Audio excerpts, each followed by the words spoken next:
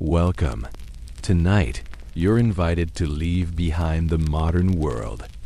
Let the soft hum of traffic, the buzz of bright screens, and the demands of daily life begin to melt away. Instead, imagine a different rhythm, older, slower, more distant. A world shaped not by steel and electricity, but by earth, fire, and the slow movement of human hands across centuries.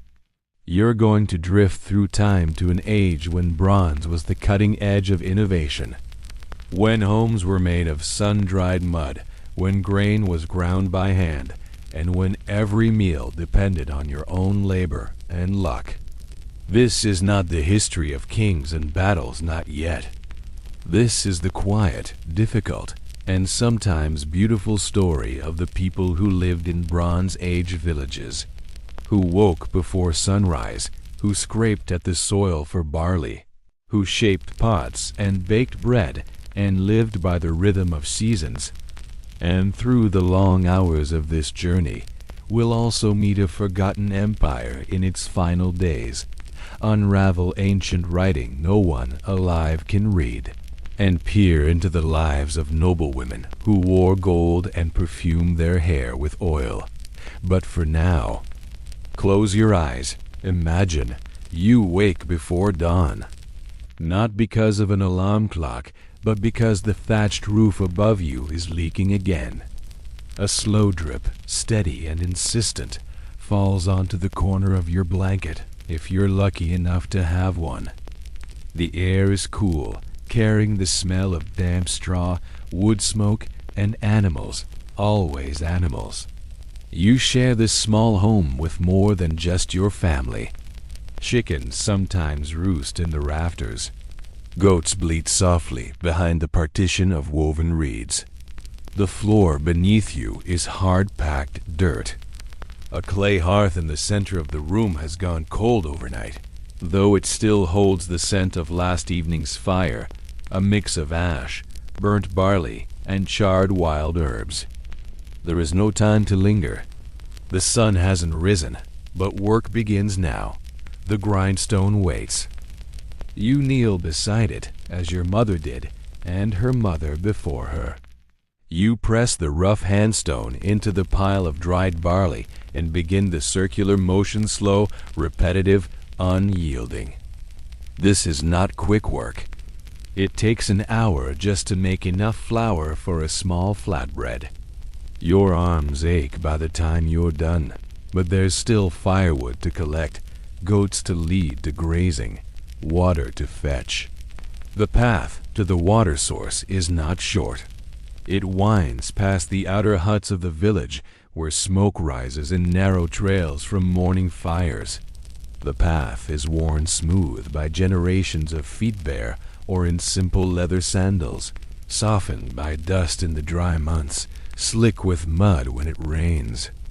The water, when you reach it, is not clear, but it is all there is.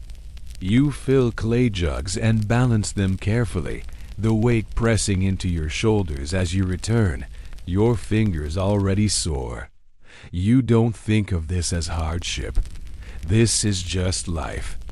The rhythm of your world is one of constant effort. No part of it is truly easy. Even the simplest tasks require time, strength, and patience. Your clothing is simple coarse linen or wool, scratchy against the skin. Everything is handmade, patched, and worn by many. Your hands, too, are rough. There is no such thing as free time, only the rare pause between tasks when you might sit, share a story, or eat something small. There are moments of beauty, of course, in the way the sun slants across the fields in the late afternoon, in the laughter of a neighbor when someone spills grain and curses the gods under their breath, in the smell of baking bread from the hearths as dusk approaches. But you are always tired. And then there is the sickness. It moves through the village in waves, coughing, fevers, things without names. There are no doctors. Only healers who use herbs and smoke and whispered charms. Sometimes they work. Sometimes they don't. The night offers no electricity, no warm bath, no soft bed. Only a straw mattress, if you're lucky, and the creaking of the roof above you. You lie down, muscles sore, back bent from hours of bending and lifting. Outside, an owl calls. Somewhere in the dark, something moves in the underbrush. But you are too tired to care. And tomorrow, it will begin again. As you drift away from the dust and labor of a Bronze Age village, the rhythm of stone tools and morning fire gives way to the quieter thrum of distant diplomacy, shifting alliances, and the final twilight of an ancient empire. Far to the east of the Mediterranean, in the highlands of what is now central Turkey, stood the capital of an empire, the city of Hattusa. Carved into the rock and encircled by massive stone walls, Hattusa was the heart of the Hittite world. At its height, the Hittite Empire controlled a vast swath of territory, stretching from the Aegean Sea to the edges of Mesopotamia. It rivaled Egypt, corresponded with Babylon, and warred with the kingdom of Mitanni. But tonight, we will not recount a grand battle. Instead, we will explore the slow unraveling of a mighty power, not with swords and cries, but through silence, empty granaries, and cities that gradually faded from memory. The fall of the Hittite Empire wasn't sudden. It was more like the turning of a season subtle at first, then impossible to ignore. Imagine yourself as a scribe in Hattusa, perhaps in the reign of the last known king, Suppiluliuma II. You work in a quiet corner of the palace, surrounded by clay tablets, sealed jars of ink, and the scent of warm dust. The palace still holds echoes of former glory-decorated courtyards, stone lions guarding the gates, tablets covered in cuneiform script from foreign kings and merchants. But the halls are quieter now. Trade routes that once brought copper and tin, the lifeblood of bronze, have begun to falter. Caravans are fewer. Roads once busy with wagons now echo only with wind. Supplies dwindle. Storehouses are no longer full. In some regions, there is famine. In others, strange faces arrive migrants, refugees, perhaps even raiders. Along the coasts, the Sea Peoples, mysterious groups whose origins we still do not fully understand, appear in increasing numbers. Not armies, not quite pirates, but something more elusive. Their ships are carved in foreign shapes, their tactics unfamiliar. They come ashore and disappear again, leaving fire in their wake. Diplomatic messages still arrive from Egypt, though they are more polite than sincere. The pharaoh speaks of shared history, of ancient treaties, and long-standing respect, but he offers no help. He has his own troubles. And then there is the unrest at home. Local governors and vassal kings begin to act independently. Tribute is no longer delivered with the same punctuality. In distant provinces, the Hittite banner no longer flies. There is rebellion in the air, though no one dares to say it aloud. There are still meetings in the palace, councils of elders, generals, merchants, priests. They speak in calm voices of strategies and reforms. They prepare for the harvest, revise supply lists, discuss military readiness. But beneath their words is a shared knowledge, an unspoken awareness that the world they inherited is coming undone. Outside the city walls, the forests grow thicker. The roads crack and crumble. Temples that once held offerings now stand quiet. The gods are still worshipped, but there is a new kind of prayer, more desperate, more pleading. Eventually, the record goes dark. The clay tablets stop. The archives end mid-thought. There is no climactic final battle, no glorious last stand inscribed on stone. Just silence. Archaeologists will uncover the ruins centuries later. Massive stone gates, inscribed walls, remnants of a great civilization. But no eyewitness to the final days will ever tell their story in full. They simply faded. And so the Hittite Empire passed into memory, not with a bang, but with the gentle, slow crumbling of an order that had lasted centuries. From this fading power, we now turn. Picture yourself walking along a sun-drenched hillside above the Aegean Sea. The air is still, heavy with the scent of dry herbs, thyme, wild fennel, a trace of salt from the shore far below. Scattered stone walls snake across the landscape, the remains of buildings long since reduced to ruins. You're standing on the island of Crete, and beneath your feet hidden, under layers of soil and centuries, lie the whispers of a civilization both brilliant and elusive, the Minoans. The Minoan civilization flourished during the Bronze Age, long before the rise of classical Greece. They built grand palaces, elaborate frescoes, and an expansive maritime network. They traded with Egypt and Mesopotamia. Their homes were complex and surprisingly modern, with running water, light wells, and painted walls. But they also left behind something more enigmatic, a writing system that to this day we cannot read. It's called Linear A, discovered on clay tablets, pottery shards, and even ceremonial objects. Linear A is a script made up of angular symbols, lines, loops, and dots, pressed into soft clay and baked by time. It was likely used to keep records, perhaps inventory, religious rituals, or trade logs. But no one living today knows exactly what those symbols mean. You might imagine yourself as an ancient scribe sitting in the shaded corner of a Minoan storeroom. The walls are cool, thick with clay and limestone, designed to keep the heat out. Amphorae of oil and grain stand in rows around you. Before you lies a slab of wet clay and a reed stylus. With practiced precision, you mark each symbol. You don't pause to admire the beauty of the script. It's a tool, a part of your daily work.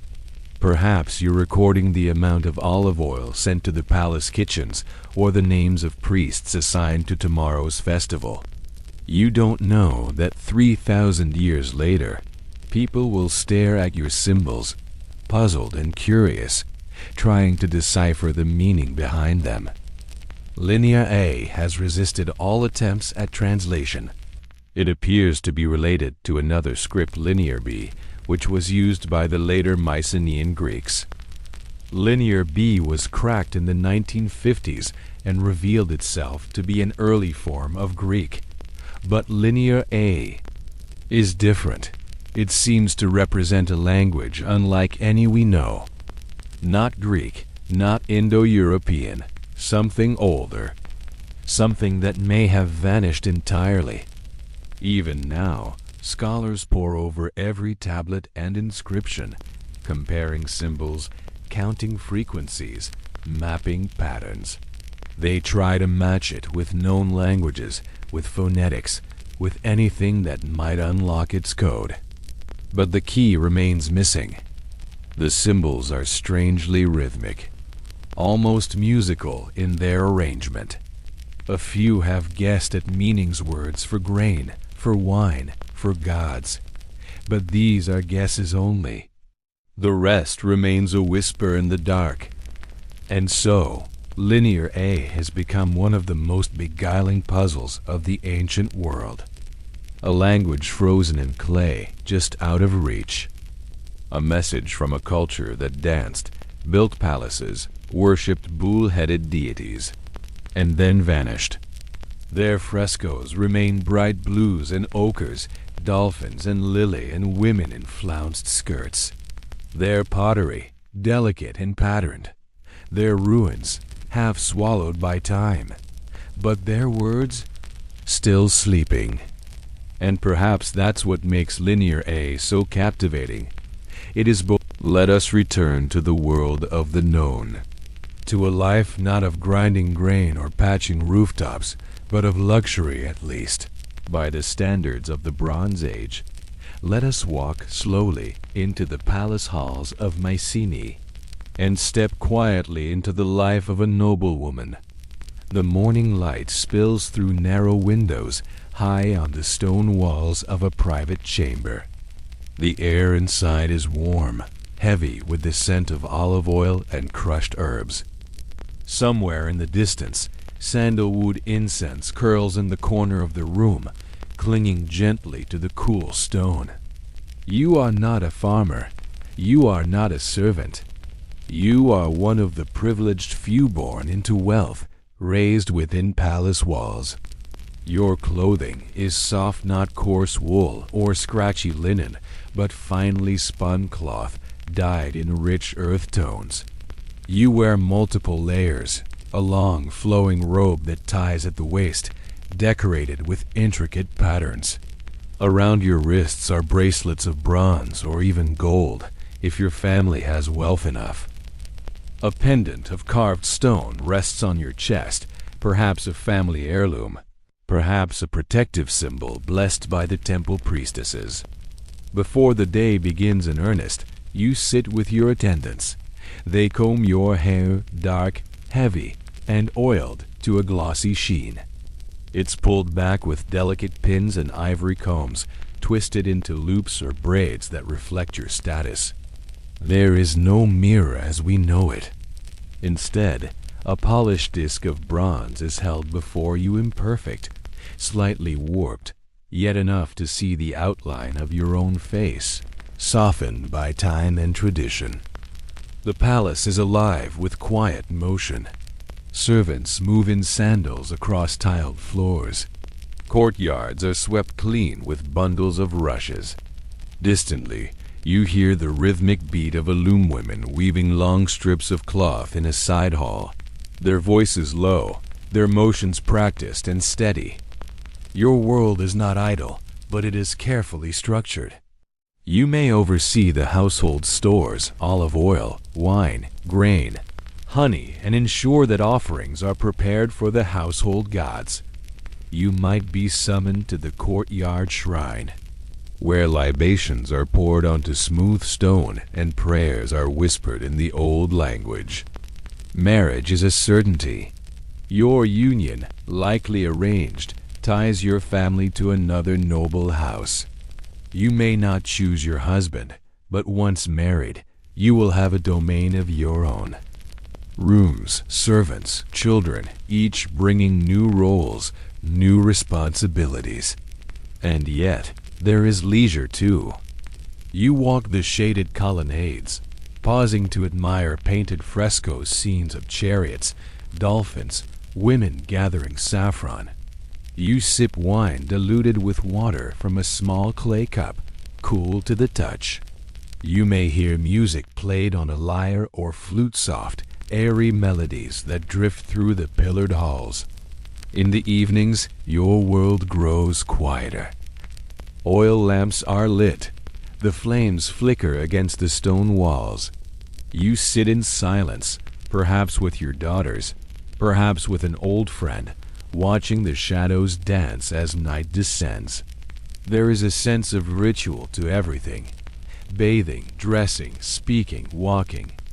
Each action is deliberate, taught, expected. But beneath the surface of this order, there is also the unknown. Letters arrive on clay tablets, marked with linear B, spoken only by scribes and read only by the most educated. You hear talk of distant wars, of shifting alliances, of Mycenaean kings who challenge one another's power. You may never see these things directly, but their ripples touch your world all the same. A cousin called to serve in the palace guard. A change in the color of cloth sent from trade routes. A whisper from a priestess during a festival. Still, your world endures, structured, ornate, rich in form and tradition. The scent of beeswax, the chill of polished floors, the hush of palace rooms just after dusk. A noblewoman of Mycenae did not labor in the fields. Her hands were not calloused from the plow, but her days were no less shaped by the rhythm. Now, let the polished floors and perfumed air of the palace slip away. You find yourself standing in a smaller space. The ceiling is low. The walls are rough wattle and daub, or thick sun-baked clay, depending on the region. The only window is a slit in the wall, letting in a faint shaft of light and the occasional breeze that carries with it the scent of herbs, wood smoke, and soil. This is the kitchen of a Bronze Age home, but not a kitchen as we might recognize it.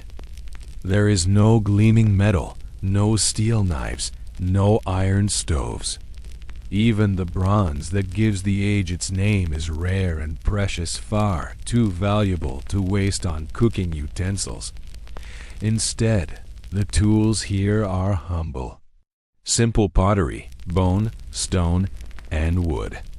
The hearth is the heart of the room, an open fire pit lined with stone or clay. Above it, a clay vessel rests on a tripod of rocks, blackened with soot. The fire crackles softly, burning dried brush and animal dung. The smoke curls upward and hangs in the air for a long time before finally slipping out through the thatch. Here, meals begin with grain, always grain. Barley or emmer wheat stored in baskets or clay jars. The grain is poured onto a flat stone and crushed with a handstone, just as you did in the early hours of the day. The rhythm is familiar. Circular, slow, steady. Once ground into coarse flour, it's mixed with water, maybe a little salt if available, and formed into flat rounds. These cakes of dough are cooked on hot stones or inside the ashes of the fire. There is no leavening, no oven, no fluffy loaf. Just dense, warm bread, slightly smoky, sometimes burnt at the edges. There is no cutlery. The food is eaten with fingers or dipped with small clay spoons. Hands are washed with cold water from a jug before and after meals ritual as much as necessity. Other ingredients come and go with the seasons. Lentils, chickpeas, wild onions, and garlic.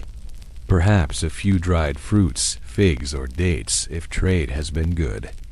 Occasionally, dried herbs are tossed in thyme, mint, coriander. Their aroma fills the little room. If the family is fortunate, they might have some goat's milk to boil down into a soft cheese.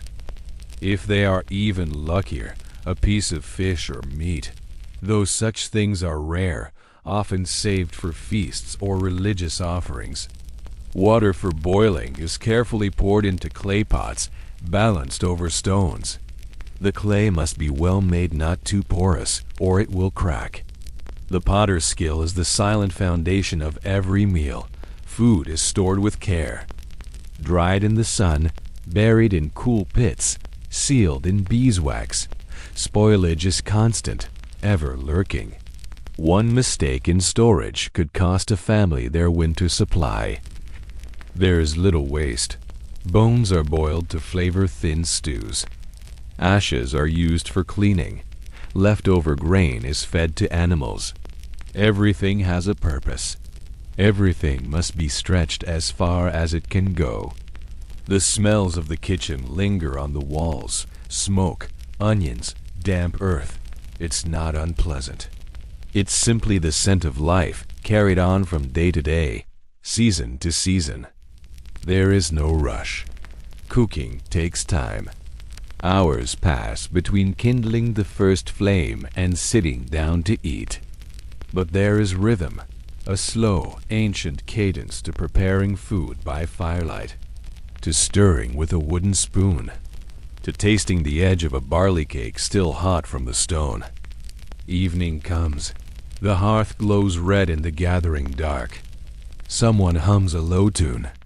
Outside, the night settles across the village, and inside, the family gathers close, sharing warmth and the fruits of a long day's labor. It is simple, it is fragile, and it is everything.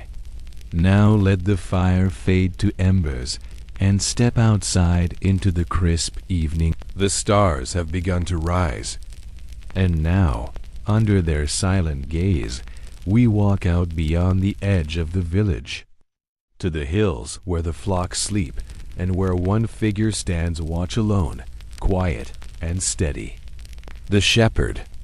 In the Bronze Age world, livestock was not simply a source of food or clothing. It was wealth, power, prestige. To own herds of sheep or goats, or even a few cattle, was to possess status, to gain favor, to offer tribute. In the palaces of kings, herds were counted and taxed. Tallied on clay tablets, every animal recorded with a symbol, a mark, a number, and someone had to watch over them. You are that someone. Your life is not spent within the walls of a town, but among the grasses and slopes of the open land. The rhythm of your day and your night is set not by clock or calendar, but by the grazing cycle of the animals under your care. You rise early, before the sky begins to lighten. The goats are restless, bleating softly in the pen. You check each one, looking for illness or injury. The wooden gate creaks open, and the herd spills out, hooves clattering over stone and dry earth. You lead them to pasture, a patch of scrubland or sparse hillside, where rough grasses grow among the rocks. The wind is steady, the ground uneven. You carry a staff, not for show, but for defense against predators, against strays, against the unpredictable moments that arise in open country. Your tunic is simple, coarse wool patched many times. Your feet are wrapped in leather thongs. Around your waist, a pouch holds essentials, a flint blade, a sliver of cheese, maybe a small carved charm. You walk, and you wait. Sundays are quiet. The animals graze. The sun moves slowly across the sky. You might hum softly or carve a bit of wood as you sit on a stone, your eyes never fully leaving the herd. Other days are more uncertain, a sudden rustle in the brush. A lamb goes missing, a storm rolls over the hills. The animals panic. You call out not loudly, but with practiced authority. They know your voice. They follow it. Your mind is always half-focused watching the land, the herd, the shadows. But you also think of home, of hunger, of the stories passed down around the fire. You remember tales of wolves, of spirits in the hills, of shepherds who vanished and were never found. When dusk comes, you lead the animals back, slowly, steadily, each one counted, each one herded through the gate. You lock the pen and sit by the fire, eating bread from your pouch, sipping water from a gourd. And at night, when others sleep indoors, you lie on a blanket near the animals, with only the stars above you. The chill of the air seeps into your bones. You wrap yourself tighter and listen for the sounds of hooves, of breathing, of silence breaking. You are alone, but not lonely. This is your world. It is hard, but it is simple. And that simplicity is its own kind of peace. In the distance, in palaces and temples, the kings and nobles count their flocks on clay tablets. But out here, on the hillside, you are the one who guards that wealth. You, with your walking stick and leather sandals, with your tired feet and patient eyes. And tomorrow, it will begin again.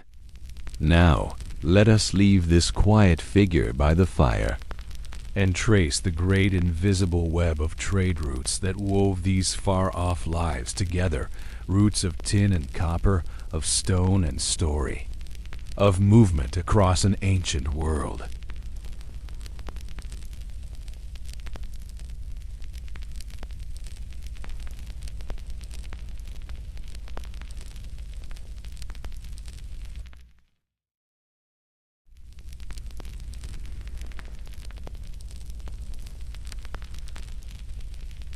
Now, let us lift ourselves gently above the hills and herds, above the sleeping villages and dim hearth fires, and drift across the ancient landscape, following the invisible paths carved by centuries of footsteps, hooves, and ox carts. The Bronze Age was not a world of isolation. Though kingdoms rose and fell, though farmers knew little beyond their valleys, the great arteries of trade connected them all, slow-moving but vital. And at the heart of those networks, two metals held everything together: copper and tin. To make bronze, the very material that defined this era, you needed both. Copper was more common, found in Cyprus, Anatolia, even parts of Central Europe. But tin was rare. Tin had to travel, often from faraway places, possibly even as distant as modern-day Afghanistan or the mountains of Cornwall in Britain. And to get it from mine to market, traders embarked on long, treacherous journeys. Imagine yourself not as a farmer, not a shepherd, but a trader. Your life is on the move. You rise before dawn in a small caravanserai, a kind of traveler's rest station, little more than a square courtyard surrounded by mud brick rooms. Your animals are packed, donkeys or oxen, each laden with sacks and amphorae. You carry not just tin, but other goods too: lapis lazuli, shell, obsidian, woven cloth, dried figs. The road ahead is long. Perhaps you travel west through Anatolia, across narrow mountain passes and dusty valleys. Or perhaps you follow the Euphrates northward, hugging the river's edge where the reeds grow tall and wild animals lurk. The journey is not easy. There are no paved highways. The terrain is rough, the paths unreliable. Bandits watch from high ground. Some days bring sandstorms or floods. Others bring the quiet dread of seeing smoke on the horizon, evidence that another caravan may have been ambushed. And yet, you press on. At night, you rest in way stations or simple roadside camps. A fire is lit, pots are set to boil, and the animals are tethered in a circle for safety. Around the fire, low voices speak many tongues: Akkadian, Hittite, Hurrian, and languages now long lost. You trade news as much as goods. Who's at war? Who's paid tribute? Which roads are no longer safe? Sometimes you cross into foreign kingdoms where the customs are unfamiliar. You present tablets or carved tokens as credentials, early passports of clay or sealstone. You bow before local governors, offering gifts to secure passage. The cities along these routes, like Ugarit, Mari, and Byblos, are bustling with languages, colors, and smells you've never known before. And always, the tin moves with you, heavy, dull, precious. The risks are constant. One broken wheel, one sick animal, one wrong turn, and your cargo and your life could be lost. But success means survival, even wealth. Tin will be turned into bronze, and bronze into weapons, tools, statues, temple fittings. What began as a quiet chunk of stone in a distant mountain will end its journey as a gleaming blade on the hip of a palace guard, or as a ritual vessel in the hands of a high priest. Over time, these trade routes become more than roads. They become veins through which culture flows. alongside tin and copper travel stories, songs, deities, and designs. A shape of pottery made in Syria appears in a Cypriot home. A goddess worshipped in Anatolia is invoked in a shrine far to the west. But there is fear too. These routes, for all their promise, are also paths for destruction. Armies follow them. Refugees spill along them. Raiders learn them. As the Bronze Age begins to darken, many of these same paths will carry chaos. But not now. The road fades behind us, and we step softly into stillness, a place apart from the living world, a burial ground, quiet, sacred, layered with centuries of memory and custom. Here in the highlands of ancient Anatolia, modern-day Turkey people of the Bronze Age held deep, complex beliefs about death. Death was not simply an ending, but a transition, a passage to another realm, a journey for which one needed preparation, offerings, and guidance. The burial sites we find today tell part of this story. Scattered across hillsides, often not far from settlements, these graves are marked by mounds of earth or hidden beneath flat stones. Some are simple pits, others are stone-lined chambers. A few are collective tombs, reused again and again over generations. But all speak of care, of intention, of a desire to tend to the dead, even in a time when survival left little room for luxury. Imagine yourself as a mourner in a small Bronze Age community. Someone has died, perhaps an elder, perhaps a child. The air is heavy with smoke from a low fire. Relatives gather, their voices hushed. The body is washed carefully with water and herbs. Hair is combed. Wrappings of cloth are tied with knots thought to carry protective power. The deceased is not buried empty-handed.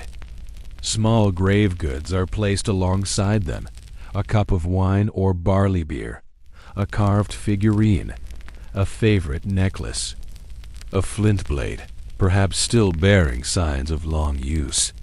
These objects are not wealth for wealth's sake. They are token symbols of identity or offerings for the world beyond. In some regions, bodies were buried in a fetal position, knees drawn up, arms tucked close as if curled in sleep or in return to the womb of the earth. In others, cremation became more common, the ashes placed in jars or urns, sealed and buried beneath the floor of the home. Sometimes the tombs were reopened, bones rearranged. Older remains moved to make space for new burials. There is no single, simple custom-only patterns shaped by region, tribe, and time. Above the grave, rituals unfold. Songs, perhaps. Or spoken laments. Maybe even food is shared, bread and beer consumed by the mourners in quiet communion. Later, offerings may be placed at the site, libations poured, fires lit on anniversaries. The landscape itself becomes sacred. Some hills are dotted with hundreds of small burials. Others hold monumental tombs with carved stones and elaborate chambers for a single individual. There is no written account of what these people believed about the afterlife. No text survives to tell us what they thought happened next. But the care they showed tells its own story. They imagined something beyond. They feared forgetting, perhaps, or hoped for reunion, or simply wanted the dead to rest in peace, without want or wandering. Even in times of war or famine, the dead were buried with dignity. Even the poorest graves show signs of intention. The placement of a jar, a handful of ochre, a smooth stone tucked beside the hand. And when archaeologists uncover these graves today, they do so slowly, gently, with brushes and trowels and quiet hands. Because each grave is not just a skeleton, but a silence. A life once lived in full now paused, preserved, and returned to the earth. As we leave these burial grounds behind, we return to the world of the living, but not to the common folk. Instead, we will now walk the corridors of authority and meet the men who ruled these lands not with swords, but with signs, seals, and clay.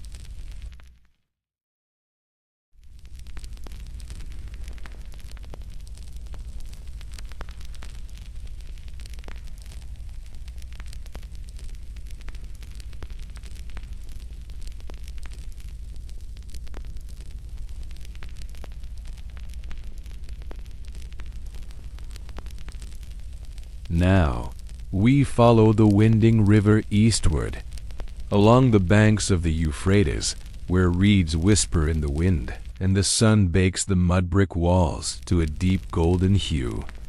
Here, in the Bronze Age city of Mari, the story changes once more. This was not a village, not a pasture or a workshop.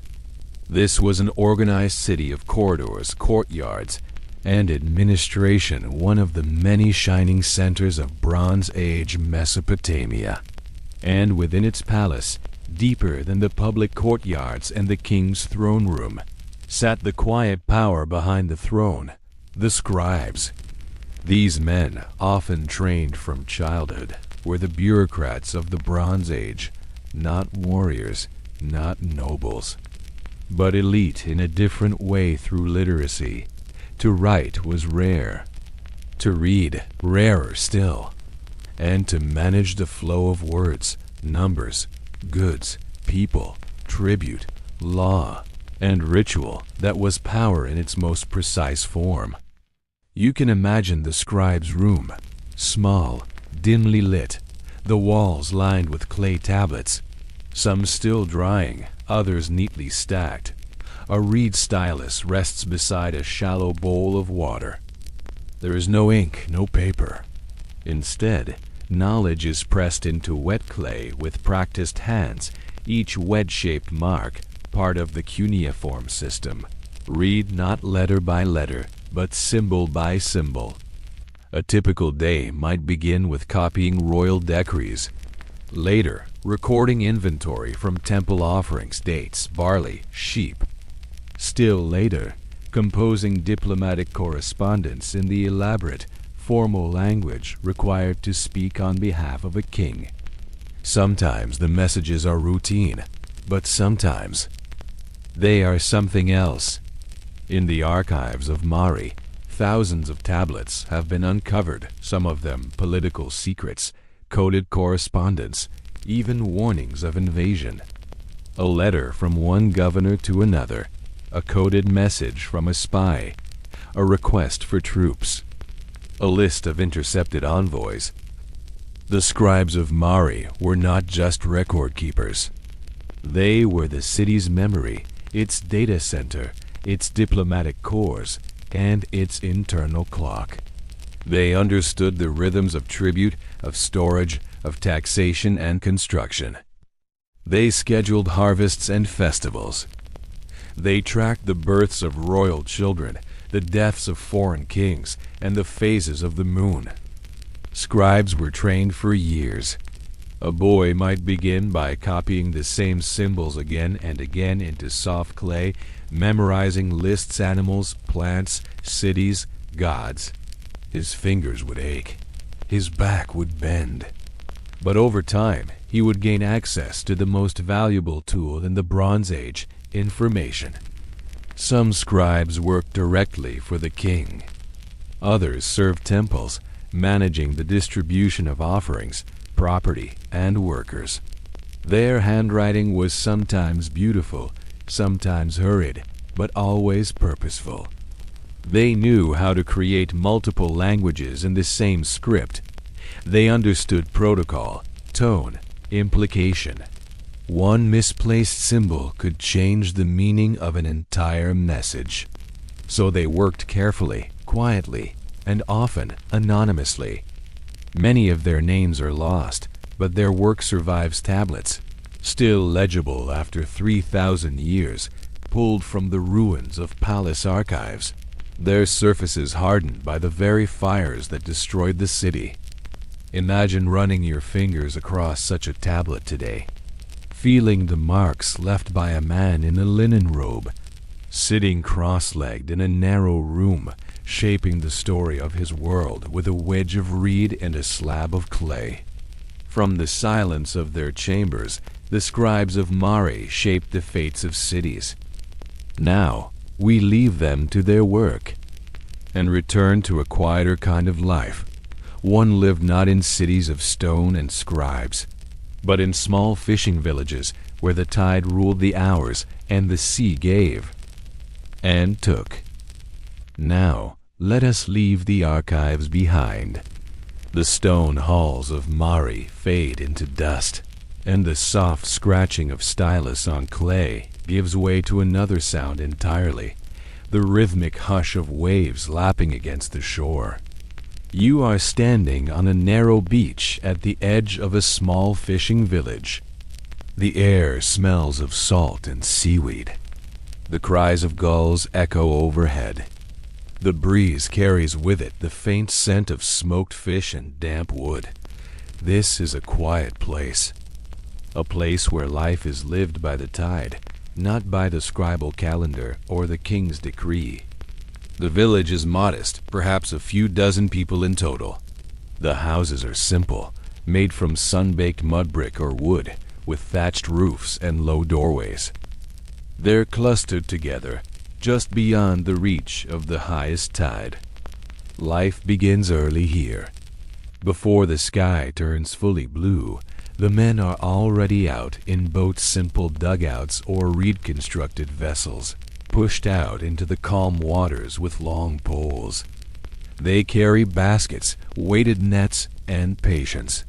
You imagine yourself in one of these boats. The sun is still low, casting long shadows over the water. You can hear the creak of wood, the gentle slap of water against the hull. The net is lowered slowly, carefully. Your hands know every knot, every flaw in the line. You wait and watch. The sea does not always provide. Some days, the nets come back nearly empty. Others, they return full silver fish wriggling and flashing in the morning light. Back on shore, the work continues. Women sort the catch, gutting fish with sharpened shells or flakes of stone. The meat is rubbed with salt, packed in clay jars, or laid across wooden frames to dry in the sun. Smokehouses burn low fires day and night, preserving the flesh, hardening it for trade or storage. Children help where they can, hauling baskets, gathering driftwood, running messages from shore to hut. Older boys mend nets or learn the balance of the boats. Girls learn the art of preserving, wrapping fish in leaves, packing them with herbs. And in between the chores, the sea is always there. Its rhythm shapes the day.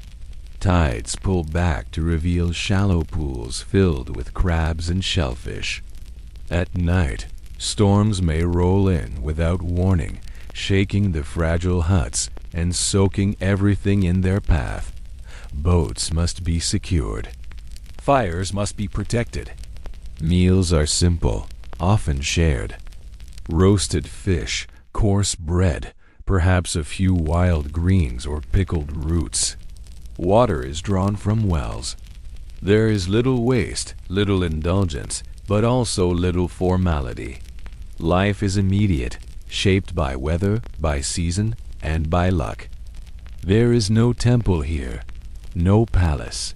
But there are shrines, small stones arranged in circles, smooth pebbles stacked in offering, feathers and shells left by the water's edge.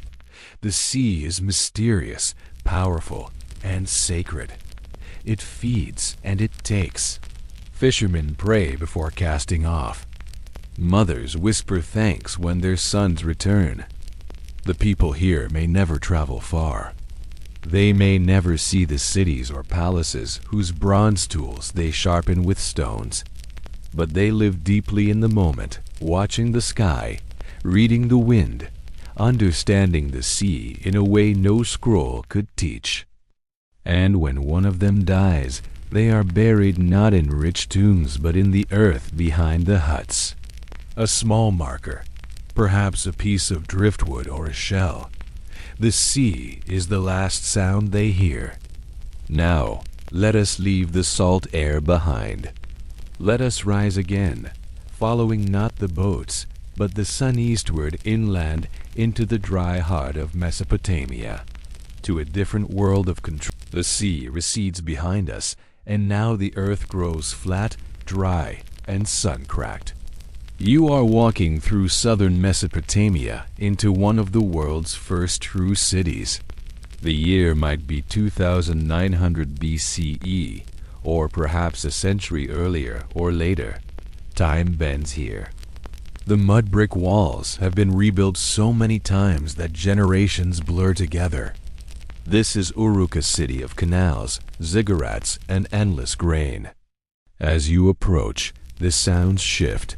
Not the hush of surf or animal bleating, but the steady rhythm of work. Carts groan under sacks of barley. Wooden paddles stir great vats of fermenting mash. Men shout, oxen grunt, scribes call out quantities to be marked on wet clay. Here, grain is not just food, it is policy, currency, and sacred obligation. You find yourself in the middle of the temple economy, a vast, organized system where the harvest is collected, recorded, stored, and redistributed.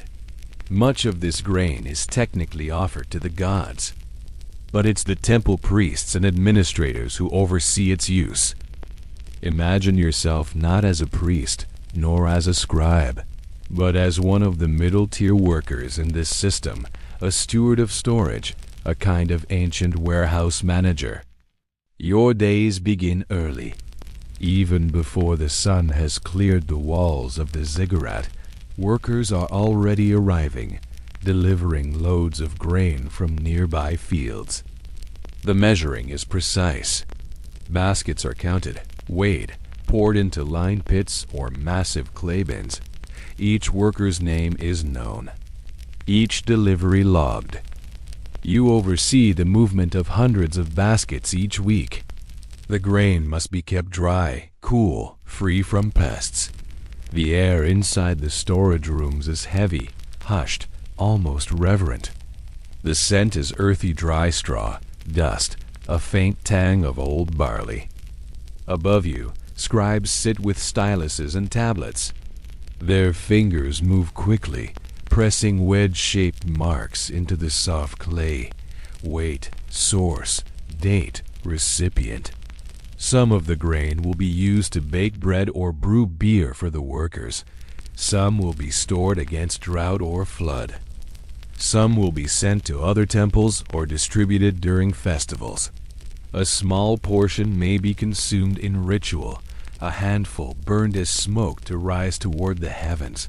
But the vast majority of it, it's part of a system, a mechanism that sustains the city.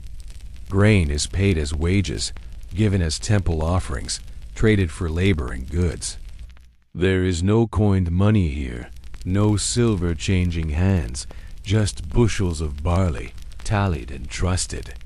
And the job is endless. Mice must be kept at bay. Floodwaters must be watched.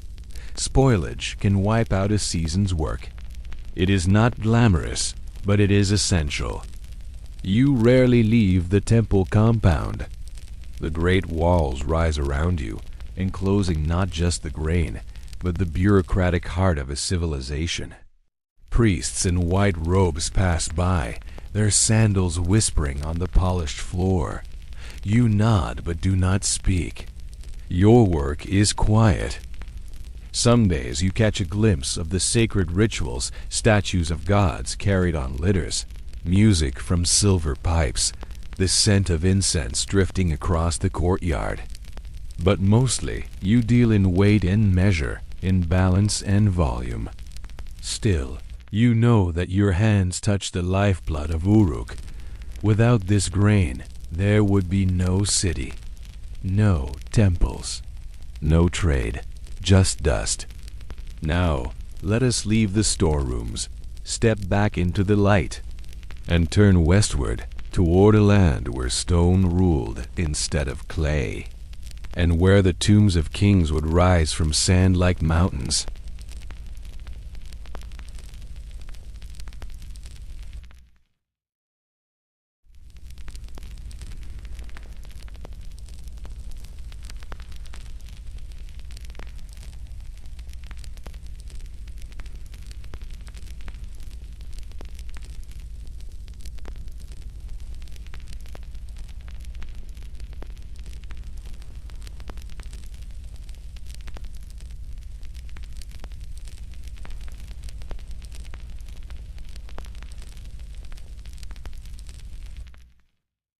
The fields of barley fade behind us, and the land becomes golden once more.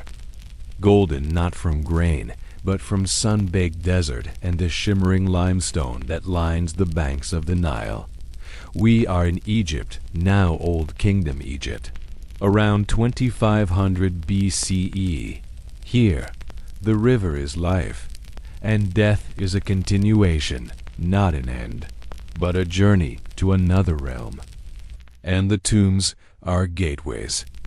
But these monuments, which rise from the earth in stark, geometric beauty, did not build themselves.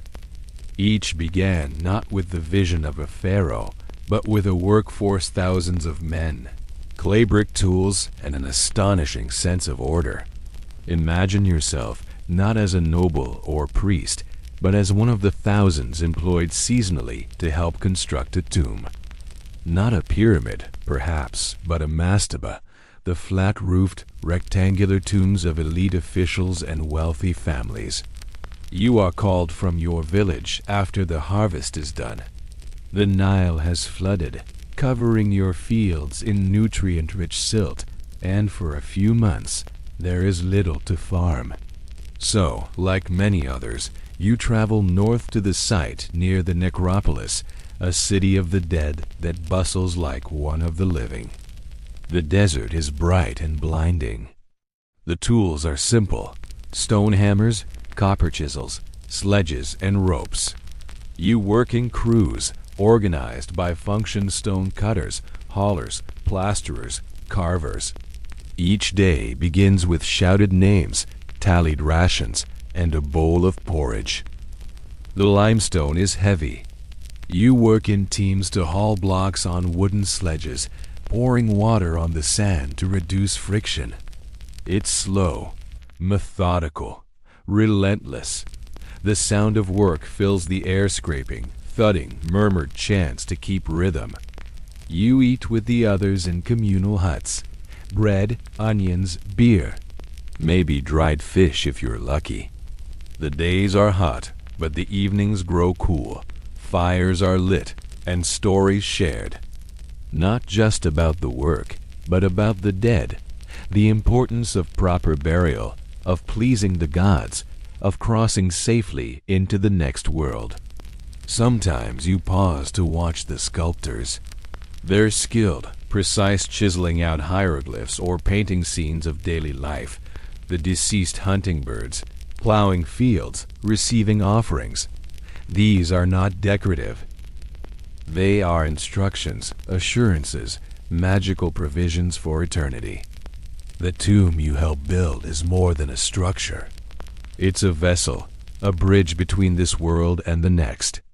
Inside, shafts are cut deep into the earth. A burial chamber lies at the bottom, carefully sealed. Above, offering chapels are stocked with painted jars, statues, and false doors through which the spirit might pass. You may never see the completed tomb. Your work is seasonal, temporary, but when you return to your village, you carry with you the knowledge that your hand shaped stone that will outlast you and your grandchildren, and the kingdom itself. The elite for whom you built the tomb will rest beneath your work for eternity, surrounded by the echoes of your labor, your breath, your rhythm. And now, we step away from the desert sun, into a cooler, quieter place, an island of mystery where old bronze was hoarded, traded, and buried beneath the stones. Thousands of years ago, people across the ancient world prized bronze above all other metals. Its strength and versatility made it essential for tools, weapons, and art. But as quickly as it rose to prominence, bronze disappeared from view, lost to the sands of time until archaeologists uncovered its secrets in the 20th century. Today, we can trace the origins of bronze back to the ancient Egyptians, the cradle of civilization where the first humans settled along the banks of the Nile River. Here, around 3100 BC, the ancient Egyptians developed agriculture, writing, and the tools and technology to shape their world. Among their greatest innovations was the discovery of how to combine tin and copper to create bronze, an alloy stronger and more durable than either metal on its own. Forged in clay furnaces heated by wood and charcoal, bronze became the metal of choice for everything from the sharpest arrowheads to the largest ceremonial axes. But as the Egyptian Empire grew and fell, bronze continued to hold value. Now we leave the Nile behind. We cross the Mediterranean, past rocky islands and rolling waves to the lush, olive-covered hills of ancient Crete. The air here is soft and fragrant, full of thyme, wildflowers, and salt from the nearby sea. This is Malia, one of the early palace centers of Minoan civilization. But our focus is not on kings or rituals today. It is on something quietly mysterious. The hoard's ancient collections of bronze tools and weapons, buried carefully in hidden corners of the palace or beneath stones in open courtyards. Why were they buried? Why hidden? The truth, even now, is only partly known. But these caches speak to something deeply human: fear, transition, or perhaps the quiet rituals of a collapsing world. Imagine yourself as a palace servant or smith. It is late in the Bronze Age, and the world is not as stable as it once was. Earthquakes have shaken the land. Foreign traders speak of wars on the mainland. Drought, too, is whispered about. Something is changing. And so, someone, maybe you, maybe another, begins to gather objects. Not coins, for there is no currency, but bronze tools, axes, chisels, blades, some still sharp, others worn from long use. A few may have ceremonial designs, a spiral, a double axe, a dot that marks it as sacred. You place them in jars or lay them flat in the earth. You cover them with stone. You do not record where. You do not speak of it to others. This is not burial for the dead. It is burial for the uncertain. Perhaps you believed you'd return, that the danger would pass, or that the items would be safer in the ground than in plain sight. Perhaps it was an offering, a plea to the gods beneath the soil. Many of these hoards were never recovered. They were found millennia later unearthed not by their owners, but by modern archaeologists, brushing away centuries of dust and root. And always the same questions arise. Why were they buried? Why were they left? The tools themselves are simple, modest, no gold, no precious stones. Yet the act of burying them, of hiding wealth not in vaults, but in earth, suggests anxiety. A culture under pressure, or perhaps one with a different sense of value altogether. In the wider Minoan world, there is a growing sense of unease during this period. Palaces burn. Trade routes shift. Languages change. Linear A becomes linear B. Some hordes may mark this shift and attempt to preserve continuity in the face of collapse. And so the buried bronze lies still, waiting, until centuries later, a workman's shovel strikes metal. A dull, forgotten axe sees sunlight again. And in that moment, the echoes of the Bronze Age return mute, but not meaningless. Now, from these mysterious hordes, let us journey back to the centers of control where empires once measured everything, including the people themselves. We turn now to Hattusa, capital of the Hittite world. We are moving east, away from the Atlantic, from the lands of the Mycenaeans, from the shores where the great seafarers sailed.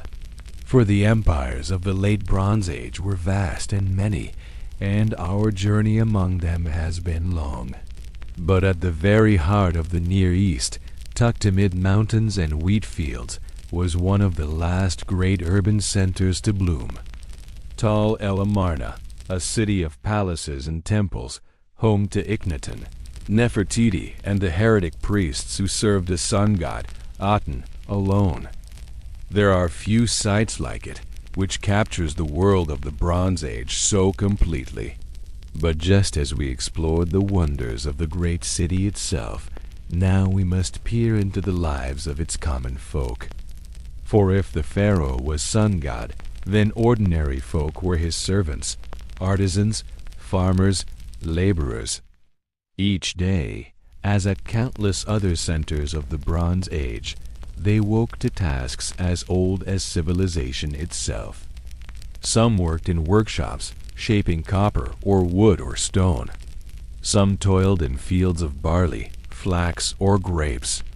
Some hauled baskets or wheeled carts, laden with figs, fish, and fresh bread. What was life like in this bustling city? What did it mean to live within the shadow of such power? Let us see. It's morning in the town of Tel El Marna. The day begins with a splash of water from a clay jug, a scrape of the walking stick, sandals. The sea breeze fades now. We journey inland once more to the dry heart of Anatolia. Here, high on a rocky plateau, stand the walls of Hattusa, the great capital of the Hittite Empire. Massive stone gates arch overhead. Lions are carved into their frames. The roads are steep, the air thin and dry. But within these walls, life unfolds in quiet, orderly rhythm. You are not a scribe here, nor a king. You are one of the many who live within the palace complex, a sprawling maze of corridors, kitchens, storerooms, and courtyards. A servant, perhaps, or a stable hand, or the child of an official, learning the rules of this rigid, powerful world. It is early morning. The sun rises over the highlands, casting golden light over stone walls that have already stood for centuries. You wake in a narrow room, cool, dry, bare. Perhaps you sleep on a simple mat, with a carved amulet tucked beneath your pillow for protection. Outside, the palace stirs. There is no single room of rule, no throne that governs all. Instead, power here is distributed between scribes, stewards, priests, generals, and the king himself. Dozens of small offices handle grain allotments, livestock management, military correspondence. Orders arrive from the top, but it is the palace machine that makes the empire work. You make your way through the complex. Along one corridor, scribes are already at work copying treaties onto clay tablets. The Hittites were masters of diplomacy. Their language was stiff, formal, legalistic. You hear the soft scrape of stylus on clay and the quiet murmur of dictated words. Somewhere, a clerk reads aloud the terms of a grain treaty with Egypt. Further along, the temple cooks begin their day. You smell lentils boiling in bronze pots. Flatbreads are laid across hot stones. Offerings are prepared carefully measured bowls of flour, honey, and wine to be carried to the gods before the morning rituals begin. You pass storage rooms stacked with amphorae, jars sealed with wax, tablets hanging by twine to record their contents. The logistics are staggering. This palace is not just a home for the royal family, it's a bureaucratic engine. You might stop to speak with a stable hand tending the king's chariots. The Hittites were chariot specialists, and the horses are valuable, well-trained, sleek. Their hooves are cleaned, their manes braided. Their names are recorded in clay tablets with lineage and temperament. And yet, despite all the movement, the palace is quiet. There are no shouting guards, no loud proclamations. Orders are issued softly, through written message or private discussion. The palace's power is absolute, but it does not roar. It hums. In a courtyard, you glimpse the king himself. He is not draped in gold. He wears a simple wool robe, embroidered with signs of status. He walks with priests and advisors, inspecting offerings for the temple of the storm god. His face is unreadable. The palace is full of order, but also of fear. Rules govern everything: ritual, hierarchy, conduct. You do not step out of line. You do not speak when not spoken to. The archives hold tablets recording offenses and punishments. Everything must be recorded, known, controlled. And yet, in the evening, when the work is done, the palace softens. A flute echoes down the corridors. A servant places a bowl of figs on a wooden tray. Lamps flicker in the windows. The stone walls hold the warmth of the day, and the silence of the highland air settles over Hattusa like a blanket. You lie down, listening to the hush of wind over stone, and dream not of conquest or control, but of simpler things: a quiet field, a family's fire, the sound of sandals on Now, let the palace fade. Let the temples crumble. Let the torches burn low across every kingdom we have visited. Because the Bronze Age is ending. And unlike many chapters in history, this one does not close with a single event. There is no one war, no single catastrophe, no final ruler whose fall ends the story. Instead, there is a slow unraveling, a long dusk that settles over the ancient world, quiet but devastating. Historians still debate the cause. Perhaps it was climate. Perhaps it was war. Perhaps it was migration, or trade collapse, or plague. Or perhaps it was all of them, happening not at once, but in echo and chain.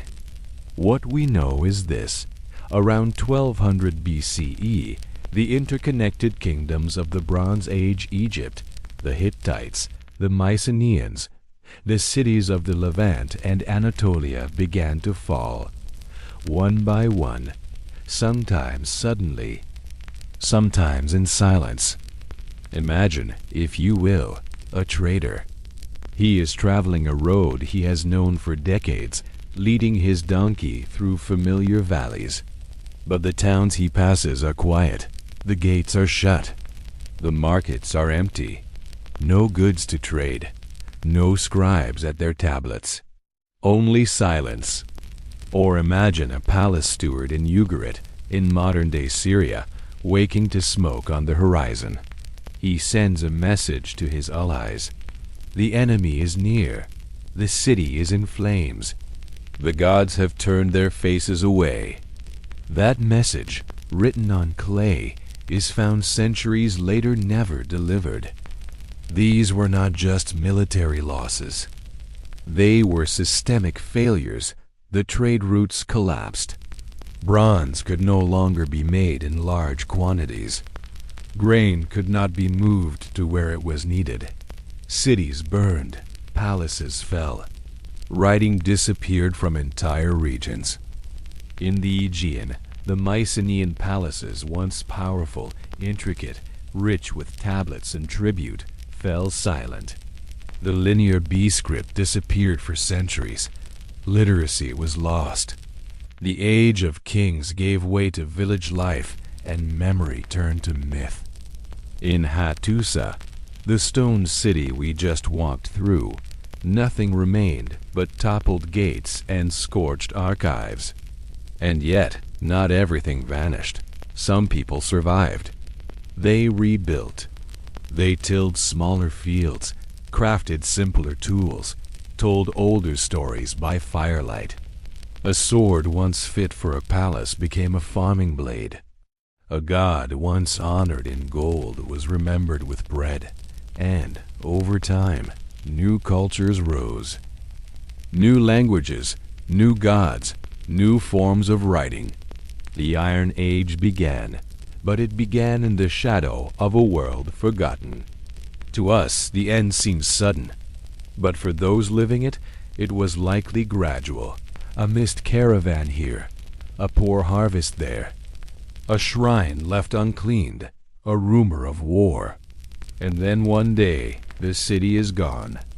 And so ends the Bronze Age, not with finality, but with forgetting. The world we've walked through, with its grain stewards and fish dryers, its scribes and tin merchants, its tombs and hoards and temples, it faded into the soil, until the wind blew the dust aside, and the past whispered again. For millennia, people looked up at the sky and tried to make sense of the dark stains drifting across it. At times, they saw monsters, at others, divine wrath. But over time, they found something else. In the shifting shapes of smoke and cloud, they saw stories, tales as old as humanity itself, tales that transfixed and terrified and thrilled, stories that echoed the triumphs and tragedies of human experience, tales that reminded them they were not alone. And now, after a decade exploring our world's deep past, we turn our gaze toward the heavens to tell you goodbye. This is our final episode. It's been an incredible 10 years. We started the channel back in 2012, and since then we've taken you back to the beginnings of agriculture, followed ancient trade routes, discovered the secrets of Egyptian tombs, traced the rise